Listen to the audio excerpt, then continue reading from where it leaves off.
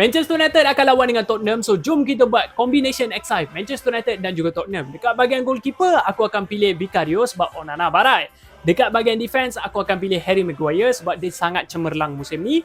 Seterusnya, Lanioro dengan Mickey van der Ven. Lanioro 50-50. Maybe dia tak main. So, aku ambil Mickey van der Ven lah.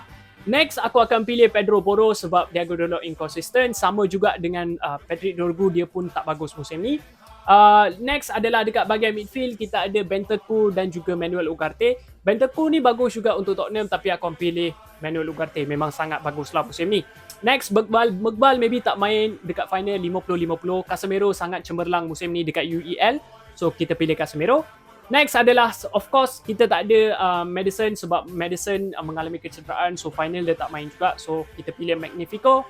Seterusnya, sama juga dengan Kulusevski. Kulusevski pun cedera. So, kita pilih Ahmad.